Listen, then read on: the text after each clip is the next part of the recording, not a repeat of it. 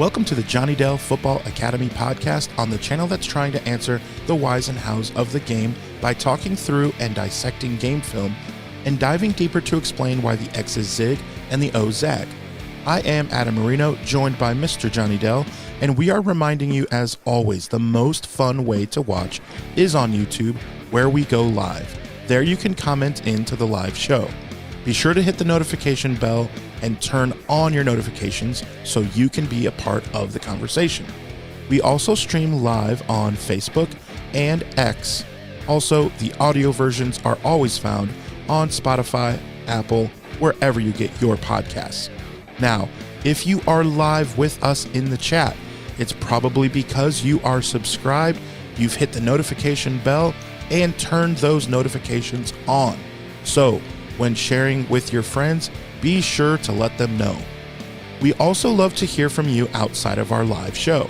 Email us at johnnydellsfootballacademy@gmail.com, and you can always check out the website jfa49.com, as it is the most fun way to support the channel. Also, the way we boost the chat and boost the algorithm is to type out hashtag JD49. Ah, yes. And Mike B checking in right away to say, let's go, Micah, with the hashtag JD49. Of course, that is how we will open the show. It's a good day. It is Friday. We are excited. The Giants have won 5 in a row. They're going to make the playoffs. All right. Maybe not. But we are excited for the foosball. We have to get into the 49ers jerseys. We will get into that. But let us begin. So Johnny thought he was a cool kid yesterday, and he texted me. Okay, whoa! I did not think I was a cool kid. I was just like, "Hey, did you see this?" Was more of a thing. No, you thought you were breaking news to me. Okay. No. Okay. I am right. Johnny is wrong. We all know this. This is episode 237. If you don't know us by now, you will never know us. Johnny texted me about 4 hours after the Parsons trade. Three. I was like, old news, moving on. But no, it was the biggest news of the last 30 days in the National Football League, because you have a player like Micah Parsons. Especially, here's the thing. The 49ers would never be on camera saying, "Oh, faithful, you have nothing to worry about," and then do that. Like, they would keep it closer to the chest, I feel like. And Jerry Jones, not even 30 days ago, said, yeah, Cowboys fans, I wouldn't worry about it. Like, I even had a little bit of respect for Jerry in the documentary. I watched every minute of it. I did enjoy watching it, especially because I knew there was going to be a chapter about 1994. So I love that. And I love Zach checking in real quick. Either one of you two are in the 49er buildings secretly, or a 49ers higher up or two watch the show, confirmed, because the new uniforms are exactly what you described. What is it, gentlemen? Yeah. Do we want to take You look credit? Like me texting. I text that exact same way. I have like 3 different wide thumbs in there. 100%. And JP saying it too. We went over these jerseys, a month ago? Mm-hmm. And we were sitting there saying, like, we brought up the old color rush, the blacks, the all blacks. And we talked about, we said, you know what they should do? They need to have it, probably some saloon font, something in there to bring it back towards the 49ers. You need to outline the red. It just didn't look good. It just pure red against the black. It was too out there. Didn't pop enough. And so they probably should have outlined it in gold or something, is what we were saying. and the helmets didn't match either. And so it was weird just having this gold helmet without matching anything. And then they went out, they did a black helmet that matched. Now the face mask. The face mask is gold, but like the helmet match. It's everything that we said. It is literally everything that we said. And so I'm just going to say, Zach is right. It is confirmed. The 49ers are watching this channel and they are watching this show. And so 49ers, since you are watching, I am available for contract work to be a quality control coach. Just saying. I will telecommute for that one. Just saying. But yeah, we'll hit, because Zach kicks us off here with the uniforms. We'll circle back around to the Micah Parsons thing, because that is just too juicy, too wonderful. But what do you think of the new jerseys, Adam? See, it was one of those, like, I was sitting here going, they followed almost exactly like what we said they should do, and then seeing it, I'm like, I'm still not sold. Oh, It's really? better. It is better. I'm now. I will say, I think these are going to look a lot better on the field than they do in just some of these shots. Yeah. Once Because they're out there, the All Blacks looked better on the field than they did in any of the pictures that were coming out about it, and a lot of stuff. I think these are going to look way better on the field. Especially because the jerseys themselves are a matte black. So I think, kind of being that shadow on the field where the numbers really pop, I think is going to be where everything they really look a lot better. Kind of like the Ravens uniforms of the late 2000s and early 2010s, like when they introduced the blacks. Those in pictures looked okay, but on the field they looked awesome. And I think that might be what happens here. But we won't get to see it until the end of the year, because the 49ers only wear these jerseys once, and it's going to be week 18. So, but I will say props to the 49ers and EA, because these jerseys were literally available in Madden 26 within minutes of the announcement. Yeah. Like they were coordinated on that. The update got released on Madden at the exact minute that the NFL was releasing, and all the teams were releasing their jersey unveilings.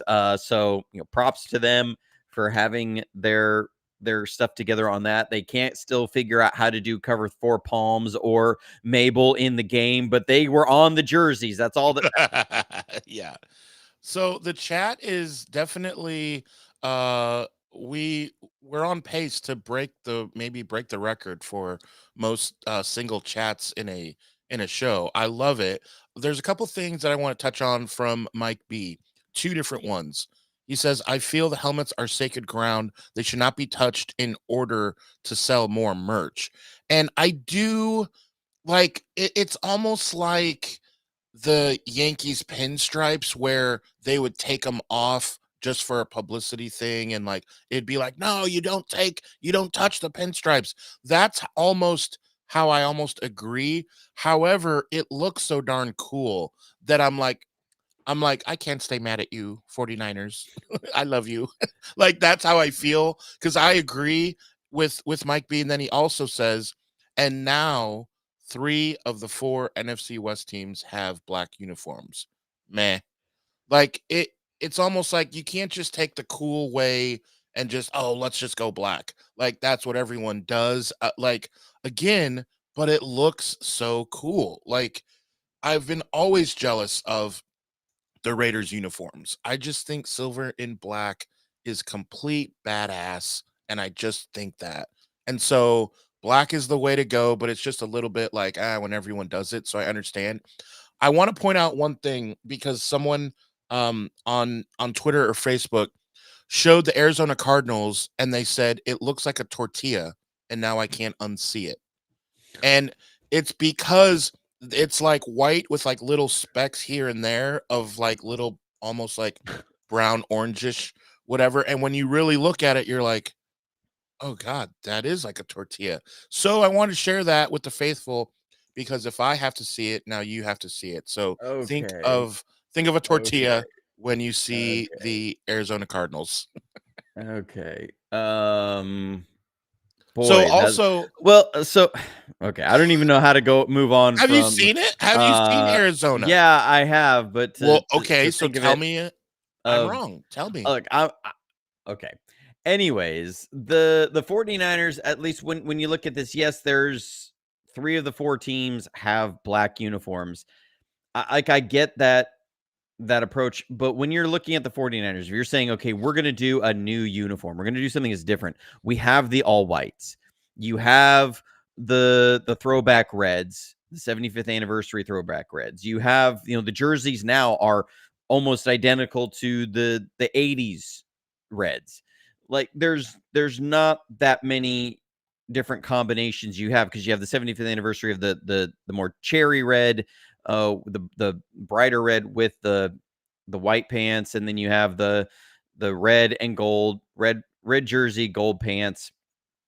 That it's I feel like, okay, there's only so many different directions that you can go with this. Like, when your colors are red and gold, you can't come up an all gold jersey would look terrible. No, It would look worse mustard. than It would the look like Seahawks, mustard. Yeah. like puke green Yeah. jerseys. It Like would look those like are not good mustard. jerseys. Those like weird green jerseys that the Seahawks have are Sharpie. not Yeah. good jerseys. Like they're bad. So like when I sit here and go, okay, yeah, you can only we have like 4 different red jerseys. We have the all whites. So there's not that many different directions you can go without adding it's like black or white. If as neutral colors, every other color kind of starts being associated with some other team in the NFL.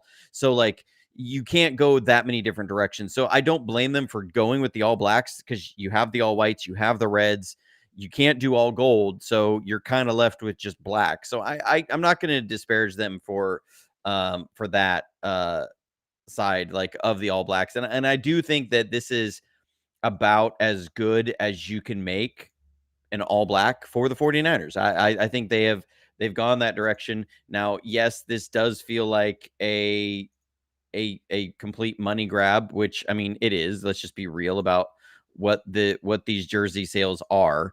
It's another opportunity for the NFL to make some money. So but I've got it here. Let me just get this real quick, and I can show a side by side of the 49ers new, like their last color rush. Sorry, I'm trying to speak and do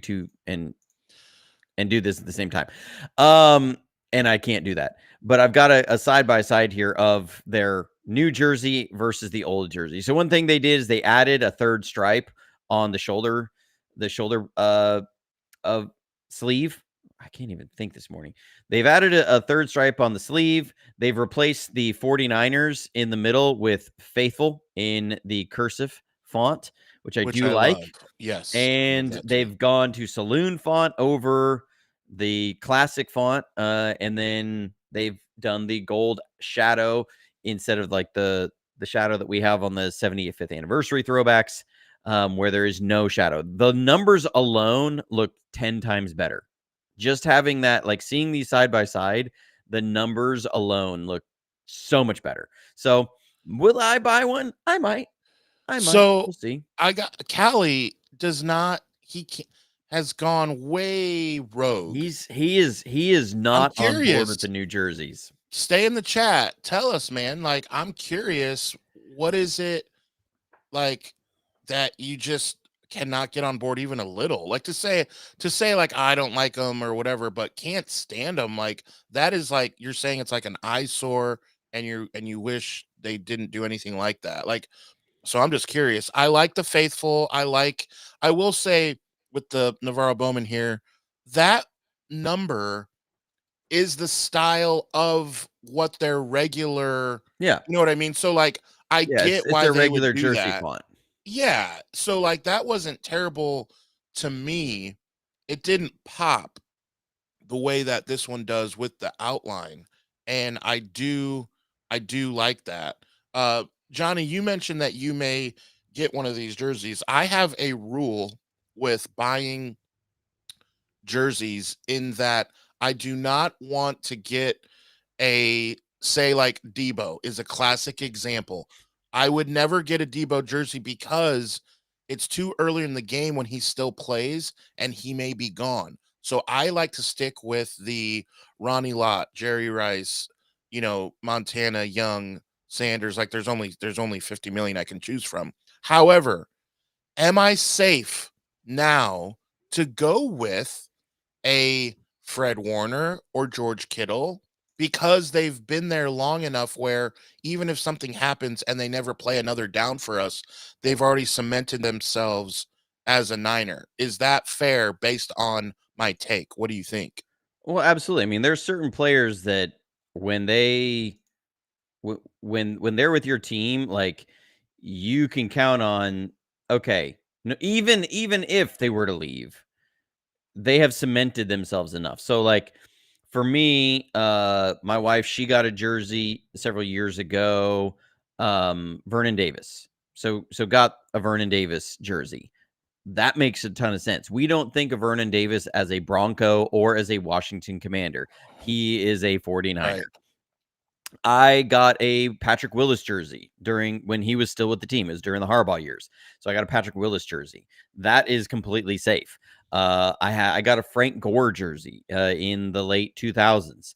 That was still early in his career, but I mean, again, we don't think of Frank Gore as a Buffalo Bill or any of the other like 8 teams that he played for after the 49ers, Indianapolis Colt. We think of him as a 49er. So when somebody cemented their legacy, I mean, Deion Sanders was with the 49ers for 1 year But and he's people still still, wear his jersey. yeah. I mean, he was so But like like Lenore, I get what you're saying. Like, I will not get a Lenore jersey. well, I that's rude. absolutely will But not. so No, I just made the because mistake. I it's made the so mistake early. right after Jimmy G's contract. He was signed. I got Oh, Jimmy don't G's tell me. contract just because. Well, look, it was that 2019 season. It was really strong. I got it in the middle of the See? 2019 season, See, no, and it's he had bad already move. signed the contract, That's a bad and it move. was a white jersey. So I was like, all right, yeah, I'm gonna get this one, and because I had a Steve Young jersey. I have a Steve Young jersey, so it was like, Okay. okay, the I next have a red. quarterback. You want to do the quarterbacks? Um, that's See, where I kind of go in there. And then I look, won't even that do that Brock has Purdy. that has that has backfired on me. So Yeah, yeah, see? I'm That's what I'm not gonna saying. wear that one. But if it was me, I'm looking at Bosa, Warner, Kittle. Like those are 3 guys. You could do that. Christian McCaffrey. I would see any of those 4 guys because even if Christian No. McCaffrey left, when you're offensive player of the year with the team, it doesn't matter at that point. Like I nobody's gonna look back on that and say, why you got w McCaffrey on there? No, everybody knows why you'd have McCaffrey on there. that's borderline for me, though. That's my rule. I'm You just saying, pansy. well, You're and being a no, and pansy. here's what I'm saying. There are so many others to get before, like, I don't even have a Bowman. I have a Willis, um, but like I just, for example, like I said, Lenore. You will not see me with a Lenore jersey yet. It is way too soon. He could be done and only ended up playing a couple years. There is the helmet that we were talking about. Now I want to get back to Cali because I do I do understand where he's coming from now because the big deal that he is saying that I do kind of understand is look, guys, black is simply not in our color scheme. What in the world are we doing? Would Green Bay do this? Would Dallas do this? It's not their color. You don't just make a random color the focal point of your entire, and again with changing the helmet, like as far as if this was brand new and we had never seen anything like this before, we never had our color scheme released, yeah, that would look cool. But we can't get out of our brain that black is not in our color scheme. So that's the argument. And it's a pretty good one. So here's how I think about it. Okay, when you go to a big concert, a big concert stage, what is the background of that concert? It's almost always just a The look, black black, stage. yeah. Yeah. Okay, black becomes the canvas upon which the performance is really done so it stands out. And that's what this is. You are setting the stage for a phenomenal performance of those colors, of the red and the white and the gold. And so that's how I see this, is that you have just set the blank stage for the performance of the true colors that are there, and you are going to have a performance worthy of Madison Square Garden. That's how I see it. Yeah, Zach says black equals cool. Look, But there are I think so much people from our tradition. generation really lean into that. And look, we are at the generation now that people are starting, like, we are the ones that all the marketing is being pointed towards. Like when all the Super Bowl halftime performers are people from our teenage years, that's when like we have moved into the prime marketing age range. And so we grew up in the era when black was cool. Like you had the NWO, right? It was the black and white, and then they changed and they were also the black and red. But they were still mainly the black and white attack. So like you had them, you had Rob and Big. Rob was always getting all of his cars painted all black. He was getting them murdered out because that was the cool thing. No, black is cool. Like it's been that thing that the Ravens jerseys were kind of pushing that way. Black was cool. So I think this is really just a lot of it. Like you're leaning into black is cool, and we're gonna dive into the pit that is the abyss that is the blackness in there. But like I'm not going to disparage the jerseys. Will I buy one? I'm still undecided. I lean towards the 75th anniversary throwbacks. I think of them as the 94 jerseys. That's like my favorite era of 49ers ever in their history, because that's one I remember the most and I grew up with. And so I'll still probably lean towards that, not these ones, but it depends on what happens with these ones and this team.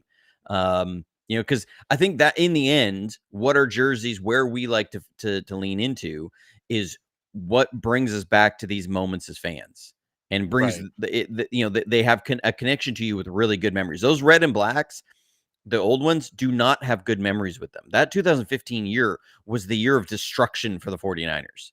Like there was nothing positive that really came out of all that. And so when we think about that, we think of like, this was a jersey that didn't quite work, and it was a team that didn't quite work. So it all just fits. And so it just kind of like attaches to that.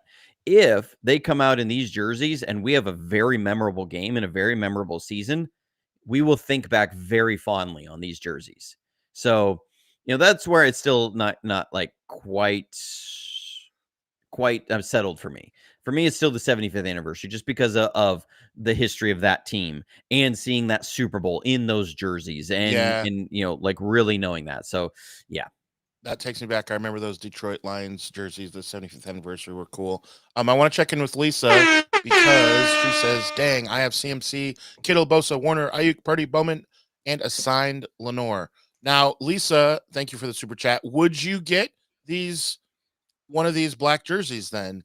And why do you have a Lenore jersey? We've been over this. It's signed, dude. Kidding. It's a signed Lenore. I would have that thing kidding. in a shadow box behind my for sure. Signed. I'm kidding. My desk here. The only one out of I would say, let's see, CMC, Kittle, Bosa, Warner, maybe not Ayuk. Purdy. Don't disparage Lisa for any of the jerseys she got. I can be on board with every single one of those. No, I can't. So I'm gonna defend Lisa on that one. Anyways, that's enough of the jerseys. We've spent 20 minutes on the jerseys, so let's keep this train moving, because we have to get back to the hilarity that is Jerry Jones trading away 3-time All-Pro homegrown player Micah Parsons in the running for Defensive Player of the Year guy before he signs his second contract with the team. All because Jerry thinks that Micah should have just, or as he put it, Michael should have just, held up his end of the bargain. We shook hands, and I thought as men, we shook hands, and that meant something where I came from. This is stupid. This is the most ridiculous divorce from player and team that I've seen in years. Like, Jerry, if your goal was to be a laughingstock and to create a lot of buzz about negative engagement, you did just that. And people comparing this to the Charles Haley trade that Jerry was a part of 33 years ago, this is nothing the same. Charles Haley, there were reports that he had some rather uncouth self-gratification moments during some team meetings, that he peed into a fellow player's car. I think it was Tim Harris's car was the report that he cut a hole in the convertible top and peed into his car. Bill Romanowski said that to force his way out of San Francisco, that Charles Haley walked into Carmen Policy's office and peed on his desk and said, "This is how bad I want out." Jerry traded Micah because Micah wouldn't sign a 5-year deal for his second contract off of a handshake, and then didn't talk to him for 4 months. Right. Carmen Policy only traded Charles Haley after he'd sliced his hand open, punching through a safety glass window with the wire in it, and all the things that he was doing in team meetings, was constantly pulling really nasty pranks on other people, had peed on his desk. Like, these are not the same. So, like, what Jerry Jones has done here is he's trying to, Jerry thinks that he's the smartest guy in the room. You know what? I did this with Herschel Walker, and it turned out everybody thought it wasn't going to be right. And this is not the same. And he thinks I built this team. I can build this team again, and I got 4 first-round picks over the next 2 years, and we can build this team up, and we're going to be great, and we're going to still compete for Super Bowls. I've had people seen people defending this, saying that they're going to go out and draft Arch Manning with these picks, and I'm like, they can't. You know why? Because Jerry signed a stupid contract with Dak Prescott, and Dak Prescott is a $56 million dead cap money next season. He's $125 million in dead cap right now. He is fully committed into Dak Prescott, and to make the cap work next year, they're going to have to sign Dak to another extension. So they're not turning this around and getting Arch Manning and suddenly becoming this huge boon for the franchise. This is just a stupid move. When you get special players in your door, it is so hard to get special players in your door. And so we as 49ers fans understand that. We went through a lot of years where we didn't have special players walking in the door, or we were letting some out the door. When you have them come through your door, you don't let them out. Like, you do what you have to do to keep those guys. Jerry thinks that he's the secret sauce to them having their immeasurable success over the last 29 years. But guess what, Jerry? You've won 1 playoff game in 29 years, and then you got beat by a rookie quarterback the next week. And then the next year you went to the playoffs and you got stomped in the wild card round by the team that you just sent Micah Parsons to. Yeah, why would you? I mean, to the point that Kyle Shanahan had his coaches stop watching film on your team at halftime to go prepare to play the other team because you were getting blown out so bad. So this is awesome. I'm here for all the Cowboys falling apart. Like, this is what everybody thought the Ayuk situation was going to be. Yeah, no kidding. What up? Shifty has entered the chat. Shout out to Shifty. He says, awful trade in Dallas, trading a 26-year-old superstar is beyond silly. That contract for Micah is wild, though, which I'll say he made. Shout out to Mike and his agent. He did make an additional $7 million by doing that. Lisa says, gotta love Ayuk blocking Parsons and winning. Oh man, that was huge. I remember that. We don't care about Micah. He's never played well against us. Micah has never done much against the San Francisco 49ers. In Green Bay, I don't think anything's going to change as far as how it affects us. Here's one thing, Johnny. So you probably might be unfamiliar with, I'm sure Lisa is referring to, there was a video posted again on X. Nothing personal against that person. If you were watching, nothing personal against you. It was just one of those, I saw somebody had posted that doesn't follow me on X, and it was my video. And so I was a little confused, like taken aback that I just happened upon this video that somebody else posted that I had originally posted. And the only reason I knew it was exactly mine because I remembered I was circling Micah Parsons with my mouse because I didn't draw it at the time because I didn't have the Telestrator app at the time. And it was on my old computer. And you can see my desktop screen flash at the very end because I was using a screen recorder and I forgot to pause it before I minimized and then didn't cut it off in time. So I recognize the video. That's me with ExpressVPN. You can see the ExpressVPN window open at the end of the desktop because that's how I was watching my game film at the time. I was getting a VPN into Germany to then use international Game Pass because I believe at the time the NFL's Game Pass was really broken. Like it was terrible to try and watch coaches film on the state side. And so I was watching it on the international because it was a lot better. But that's how that clip is now started to circulate again. I just want to claim credit for that video that's circulating again. Yes, that's all I want. I just want, that was that was where the source came from. And actually I'd posted that video because at the end of that, Micah, takes a full on punch to the face for at Ayuk. And I was surprised because that should be an automatic ejection because the ref runs up and breaks him up after watching it happen. A punch to the head area to any player of any kind is an automatic ejection, and it wasn't for some reason. So that's why I originally posted that video. Yeah. That was fantastic. A couple quotes that stood out to me that the chat was kind of going over too, like, we can get some Pro Bowlers out of this. Like, what about the one that you have? And also, like, the way that you miss on a lot of your picks anyway, how would you even know that? And the other thing is, out of doing this for over 30 years, Jerry, you can't say things like, well, we can also use these picks. Who's to say we won't use these picks right now and get a player? Now, you've just told the whole NFL your hand. That's like in fantasy football, telling someone that you're drafting this guy in the 9th round. Well, I got him because I'll just see if I could trade him. Well, now you've driven the price down. Like, why would you say that in a press conference that you're open to doing that? Because now every team in the NFL knows that. It just doesn't make sense. It is not Herschel Walker. The Cowboys, other than injuries, were not a 1-in-15 football team. They just weren't.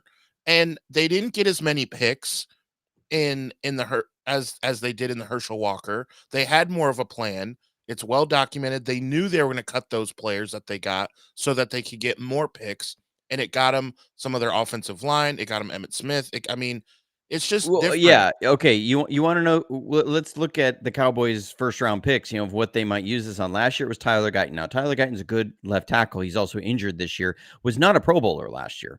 It would be a stretch to imagine that he's going to be a Pro Bowler this year. I think he's kind of in that 10 to 20th ranked tackle range. He would have to have a really good year this year for him to be a Pro Bowler. You know who they picked the year before in the first round? Defensive lineman Mazie Smith. You know how many sacks Mazie Smith has had in his 2 years in the NFL? He's had 1. So you're only one more than me. I mean, you're not wrong. But that's a weird comparison. Then after that, you have Tyler Smith is the first round pick the year before. You look at the first round pick the year before that, and it's Micah Parsons. Okay, so Micah Parsons is pretty good player. I mean, we're talking about like you have not had that level of draft success in the last 3 years. Yet you think you're going to have that before. Now, the player before Micah Parsons was CeeDee Lamb. So, they hit really good on the draft those 2 years. But since then, it's been a whole lot of, you think you're going to get a bunch of Pro Bowlers with these 4 first-round picks. Guess what? You're going to be picking at the end of the first round from these 2 picks that you sent over there because the Packers will most likely win their division now. I mean, it's really hard for me to look at the steps back that Detroit has taken and Minnesota with J.J. McCarthy now rookie, and say the Packers are not going to – there's no way the Bears are going to be have a tough number schedule. 1 in that division. No. They have not moved the needle up that division. The Packers, when you add Micah Parsons, this now puts them on paper at the top of their division. So you're looking at like this is going to be a team that drafts some like 24th and later in the. So I'm sorry, I'm not sold here that 2 28 pick drafts are going to replace a Micah Parsons. You're not like it's really hard to find all pros there. And so acting like, well, we can do this, we can make this happen. You think you can make it happen, but you Right. haven't in years. So, anyways, And Strawberry Reacts never leave the chat. Two things. Says, like when Jerry kept going on and on about the running back in 23, only for the Panthers then to draft him because they knew how interested the Cowboys were. And yeah. then Mazzie Smith was drafted to be a run stuffer.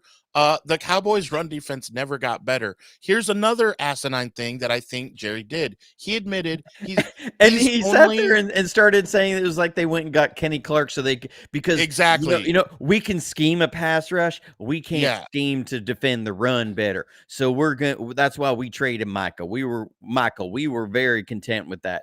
I'm sorry. get out of Like here. this is Exactly. this is like coping at best. And here's what he Anyways, said. Jerry Jones said, "We only wanted to deal with teams who could handle the cap, handle his how much money they would have to pay him, and defensive interior linemen." Now, wait a minute. Really? You only were going to negotiate with you? Why? Why? That doesn't make any sense. If you're going to negotiate, figure out, if some team so if Justin Jefferson was on the table for the Vikings because Justin Jefferson doesn't stop the run, you wouldn't be interested. Like, Jerry, get out of here. No one believes that. just remember Like, this is the player they traded. oh man. Spotify hates you right now. You better be watching on YouTube. That's all I got to say. This is what they traded. Like you traded a Oh guy man. Oh gosh. who could do this.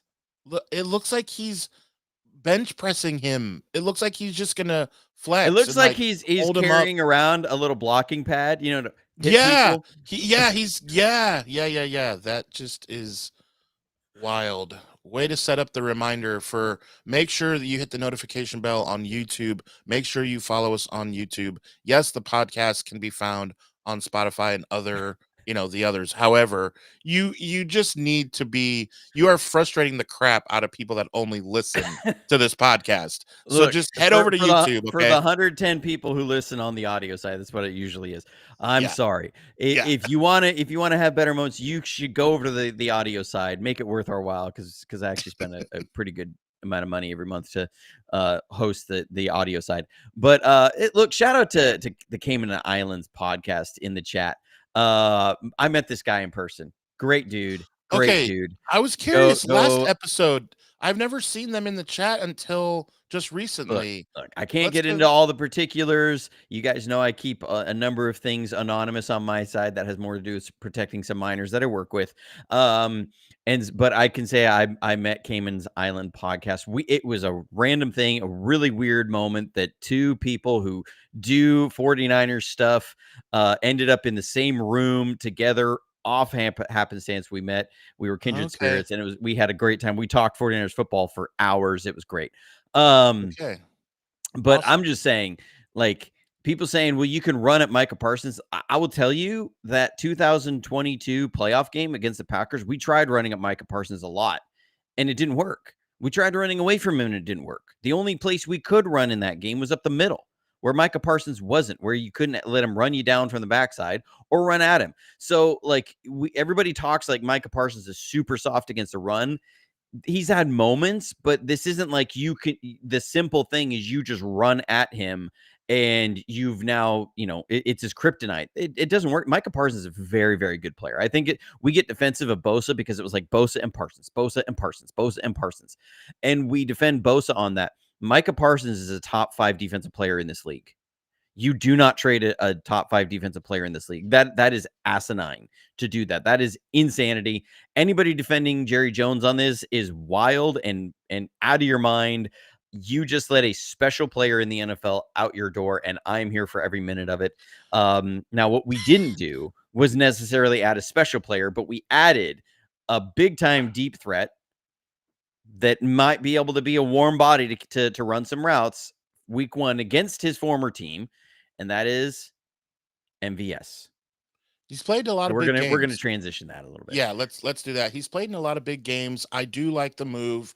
We need guys who have shown that they can be on an NFL roster and catch passes. Like, look, at this point, I hate to say that, but we will take those guys. He is one of those guys. I'm in for it. What he is he's a deep threat, like big body deep threat receiver. He does not operate the underneath very well at all. He's going to be running a lot of the clearing routes, a lot of the deep throughs, a lot of go routes.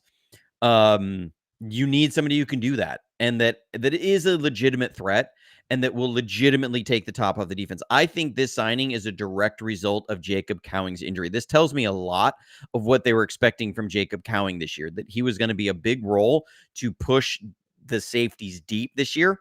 And that because it was within days of Jacob Cowing re-aggravating in a very serious way his hamstring, that MVS was cut and the 49ers immediately signed him. So, like, this tells me they were replacing that role. They don't have somebody else on the team that really has that role nailed down of that really good vertical speed. Because MVS is like 6'3" and runs like a 4.3, 840, something like that, 4.37. He's super fast, really big body. And I think when it was with the Colts, I think was who he's with. It was somebody he was with last year, or the year before. He didn't have that many catches. He had 17 catches, but he had like 350 yards. It was something like 20 yards a catch was what he was averaging. It was just insane. His yards per catch. That tells you he's only catching these deep routes. So, like him having that kind of thing tells me, okay, we brought somebody in to play that role. So he's not going to be asked to run the entire route tree. We need somebody that's going to be able to push defenses deep. And if they squat, then you'll be able to burn them. And so he's not going to be asked to play a really wide range role. That also tells me that either they are confident that they can get Jauan Jennings back at practice next week, or they will be seeing whatever they can do to sign Kendrick Bourne and try and trade JJ somewhere. And that's what I want to bring up, because I will say Kendrick Bourne was the poor man's Jauan Jennings before we even knew Jauan Jennings was going to be in the NFL. Like, he made a couple big time plays in some games. He wasn't, he's not the best wide receiver in the NFL, not even close. I get it. But Kendrick Bourne has been here before, knows Kyle. Like, I feel like I like that move better than the Sky Moore or the SVS, because he's also not just a small little guy either. So I hope we get Kendrick Bourne. I really do. I mean, yeah, dude had like 8 touchdown catches with Jimmy G. So, big time red zone threat. He understands the offense. He's Yeah, that's what I'm played in saying. these. Yep. Had the rough knee injury. He played so well with the 49ers. The Patriots signed him to Yeah, be their guy. their guy, like I the guy. Yeah, And so Kendrick, he didn't quite turn out to be that. He was never meant to be that role. I right. think he's a That's what I'm solid saying. number 2, number 3 in there. But he's scheduled to go meet with the Commanders afterwards. If I'm the 49ers, I think you try and keep Kendrick Bourne in the building. You don't let him Yeah. walk out the door. Like, No, if he visits you you, don't give him a reason to leave. So, and yes, Mike B. MVS did play for the Seahawks. He's with the Seahawks as training camp, all training camp. And yeah, what's positive about that, and he they talked cut about him. there's some carryover, some that's not, but most of that offense is going to carry over to what the 49ers do because of Kubiak that's up there in Seattle now. He's running the same system. So a lot of it's going to be the same. It's going to have crossover with Kyle's system. And so there's not a big learning curve for MVS coming straight off their camp into our room. And if the report that Tim K put out there that sounds like he's probably got it from the 49ers, or the 49ers have let teams know this is what JJ's asking price is for them, that JJ's asking for over 20 million a year. No. Like, I get it. I get it where JJ's at. He has the most leverage he will ever have at any point in his career. But the 49ers, But not going that. back all the way to Michael Crabtree, whenever a receiver tries to leverage them, they dig in their heels even more. So they are not a person. They are not a team that wants to get leveraged by a receiver. And I mean, this really even goes back to T.O. Like, this is the way the Yorks have always been. No receiver will dictate to them how they operate their team. And so they dig in their heels. And so if he wants $20 million a year, I will say I'm calling up more. The reports are Bills. saying more than 20. Right. If he wants 20 mean, million, I'm calling up the Bills. I'm calling up the Commanders. I'm calling up somebody else and saying, what you got?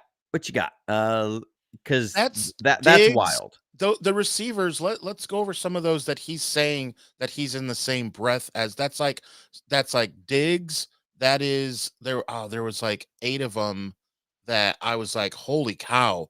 Jauan Jennings thinks he's not even a starting player on a regular. If Juice is in, a running back is in, tight end, two receivers, Jauan Jennings doesn't even see the field. How is he worth that much? It just doesn't make sense. So some notable players that are 20 million and plus: Mike Evans, Stephon Diggs, Devontae Adams, Chris Godwin, Devontae Adams, yeah, Cortland Sutton, get Calvin out of here. Ridley, Oh Michael God, Pittman, Debo Samuel, Nico Collins, Devontae Smith, no. DJ Moore. Like, these are the guys between 20 and 27 and a half. That's the range that he's looking at. Guys that he would be paid more than: Cooper Kupp, Jerry Jeudy, Christian Kirk, Rashad Bateman, Jacoby Myers, Tutu Atwell, Marvin Harrison Jr. Of course, he's on a rookie contract. Yeah. So I mean, okay. If JJ thinks he's in that, Mike Evans, Stephon Diggs, Devontae Adams, Chris Godwin No way. range. Yeah, no way, dude. No. Sorry, man. No. And dude, how much? There is not one person in this chat. I defy you. There is not one person in this chat that would say, I don't like JJ. Not one human. No, we Not all one human love will third say and that. Jauan. Yes. But it's like, dude, you can't. It'd be like Brock asking for 70 million. Like, dude, come on. Come on, man. We love you. No, it would So be like normal. next year, Brock asking for 70 million. Yeah. Like, if Dude. Brock was to win MVP next year, him come back to the 49ers and say, actually, I want to be paid 70, Well, 75 except million. Jauan didn't win anything. No, I'm just meaning like get the 1,000 jump. yards. I'm just meaning the jump from one year to the next, because Jauan Jennings had only averaged, I think his career most was like 450 yards, and he doubled before it. this season. And he went to 950, 970, because I think, of was what it was. injuries. Because everybody else was hurt, right? Yeah, not And because so he was the man. you're kind of going, okay. Yes, JJ, you had almost 1,000 yards, but I don't think there's many teams out there that are looking at you as a full-time number 2 receiver. That's what JJ sees himself as. He's looking at this and he's saying, look, I am at worst the number 2 receiver on this team, and I want to get paid like it. I want to get paid like Debo Samuel is getting paid. No. And it should, no, you don't, like, there's when you pay somebody that kind of money, they better have an elite trait, like a special trait. And JJ fights for the ball as well as anybody. Dude is one of the hardest workers out there. We love his mentality. The way he can find to just get a first down no matter what is great. But Debo Samuel was absolutely special with the ball in his hands, because the way he could move, his low center of gravity, and the thickness he had to bounce off defensive backs, that is different. That is special. The way that Brandon Ayuk, with his catch radius and his speed and his route running, is special. Jauan Jennings is special in that he fights really hard. He's got a great mentality, but doesn't have the speed to separate. He doesn't have you can turn a 20-yard catch or a 15-yard catch into a 90-yard catch. Like, you don't have that. You're not seeing that. You don't pay somebody over $20 million a year that doesn't bring something really, really special to the table. Mike Evans can stack corners as well as anybody in this league, better than most people in this league. Like, when you look at those guys, they have an ability to separate, and they're these big bodies. Jauan Jennings is not that. He is not Mike Evans come back. Mike Evans has a lot more vertical speed than Jauan Jennings does. So yeah, if he's asking for that, you sign Kendrick Bourne today and then you see what you can get for Jauan Jennings. And that's just unfortunately the reality. I love Jauan. I want Jauan Jennings on this team. I really do. I want him to get paid. I want him to get good money, and I want him to take advantage of this moment in his career, but I don't want it to be for over $20 million from the 49ers. No, because we're going to need all of that rollover into next year when you start having to sign extensions to some of these young kids who are going to prove it. You want to keep D Winters around for a little while, you're going to need some of that rollover cap. You're gonna want to sign Nick Bosa to another extension here not too long. You're gonna need some of that cap. You're gonna resign Pooney in a couple of years. You're gonna need some of that cap. It's just this is the way it's gonna go. You want to be able to go get a big free agent next year. You got to have some of this cap, and we might have to try and retain Colton McKivitz next year. You're gonna need some of this cap. So that's the way it is. Like I'm not paying JJ. 14 mils is my max. Like that's where I'm cutting him off. Okay. Yeah. And then we're probably sitting here where he's saying he's still got a sore calf. That's the nature of it. Well, it would heal if we paid him. Yeah. It would be one of those, kind of like Micah Parsons. Feeling real good, coach. Feeling real good. Yeah. Micah Parsons went from having a sore back to completely clear, no restrictions. Laying on the table. Laying on the table in the preseason game. Oh, my back, my neck, and my back. Oh, man. Need to back you out of me. But the last thing I think we have to talk about, Adam, because sometimes you forget where we're at too, is Jordan Jefferson. 49ers low-key picked him up from the waiver wire from the Jacksonville Jaguars. That's your guy. He was my guy. If people who were in us with the show in the offseason of 2024 will remember that coming out of the Senior Bowl, I was preaching to the congregation about Jordan Jefferson coming out because I remember the practice. I was sitting, I want to say it was the 25-yard line on that would be the south end zone at USA, University of Southern Alabama, there. And the defensive lineman came out and they started going through the individual drills. And Jordan Jefferson just stood out from that group so much. When I talk about guy with powerful, violent hands, Jordan Jefferson was head and shoulders above that entire defensive line group that was there. I think he was with the national team. To the point there were two players that I really started honing in on during that practice. That was Jordan Jefferson and Luke McCaffrey. Luke McCaffrey now with the Commanders and has been very successful. Looks to be a big part of their offense this year. That Jordan Jefferson, I remember writing like 4 times in my notes, power, power, power, power. Dude has unreal power. He's like 6'3", 335 pounds, and he's a big dude with violent hands, lots of power. Somebody that they are trying to bring more youth into the building that they liked, that they wanted to work with and make a transition to their kind of scheme. They now have an opportunity to grab. He did not play poorly last year. He graded out decently for a rookie lineman, especially a 4th-round pick. This just infuses more health or more youth into that defensive line group that you're looking at. I think it kind of puts Evan Anderson on the outside. He's on the practice squad right now. So that makes a ton of sense. They want to work with CJ West and Alfred Collins and Jordan Jefferson. Those are the 3 young guys they want as a rotation there on the inside and have as somebody who can plug up the middle and really hone in against the run. So really like the pickup of Jordan Jefferson. Yeah. We'll see how these new faces and new places work out. Johnny, do we have a punter at the moment? Still waiting on some roster gymnastics. Yeah, we're gonna somebody's gonna get moved to the practice squad. What I think the 49ers are trying to do is they have somebody that they really like that they want to move to the practice squad, that they don't want to get poached right away. They want to make every other team it be really painful to poach whoever they're wanting to stash.